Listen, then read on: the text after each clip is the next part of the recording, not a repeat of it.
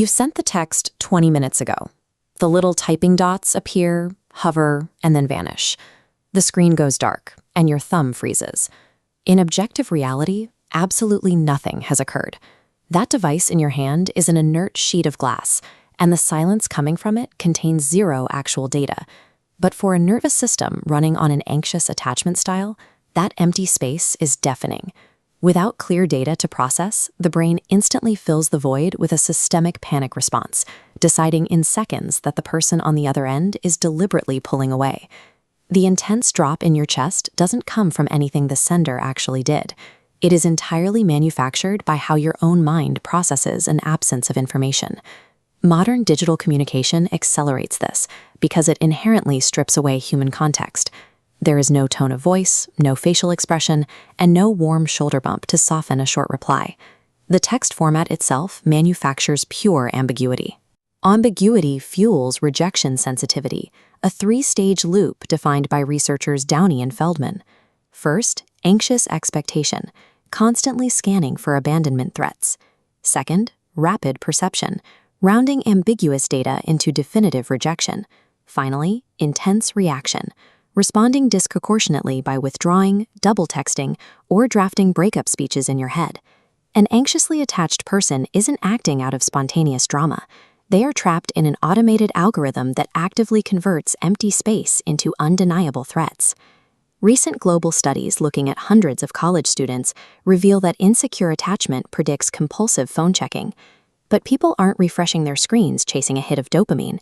They are refreshing because their nervous system has assigned a threatening meaning to the silence, and it needs to resolve that meaning immediately. A massive meta-analysis led by researcher Downey illustrates exactly how this plays out. This logic tree tracks a single ambiguous input, getting no reply. When insecure attachment is the starting variable, the brain almost universally assigns negative, hostile intent to that silence. Look at the divergent paths.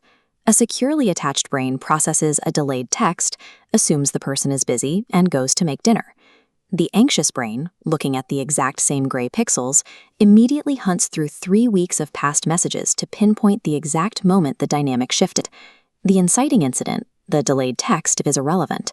What you are witnessing is two completely different biological operating systems, projecting entirely disparate realities onto the same blank screen. To understand why the anxious brain defaults to the worst reading, we have to trace the algorithm upstream to childhood. When a child's signals of distress are met with inconsistent caregiving, sometimes warm, sometimes cold, the child learns that constant threat tracking is a requirement for survival. That evolutionary survival tactic doesn't retire when you become an adult. It simply shifts its focus. Instead of tracking a caregiver's footsteps in the hall, it tracks the digital indicators on an iPhone. The neurological stakes of this tracking are incredibly high. This map of the brain shows that perceived social rejection activates the dorsal anterior cingulate and the anterior insula. These are the exact same overlapping zones responsible for processing literal physical pain. Because the brain registers an unreturned text as a physical wound, your nervous system demands an immediate, self-protective action to stop the bleeding. So you react. You send a joke to test the temperature, you pick a fight over communication habits, or you go completely cold to beat them to the punch.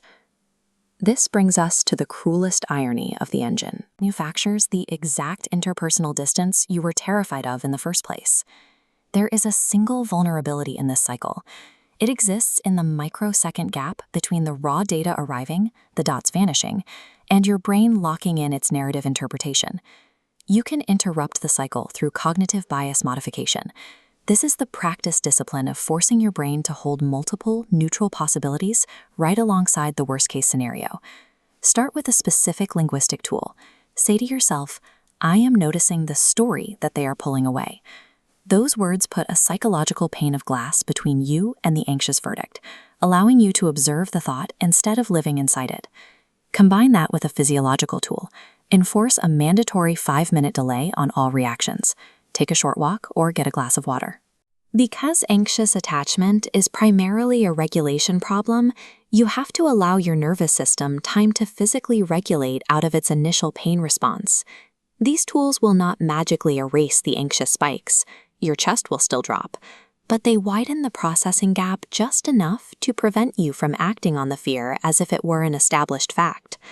Mastering this gap halts the self-fulfilling prophecy. It proves that the terrifying stories we tell ourselves about silence are not the truth. They are simply outdated scripts, and we finally have the power to edit them.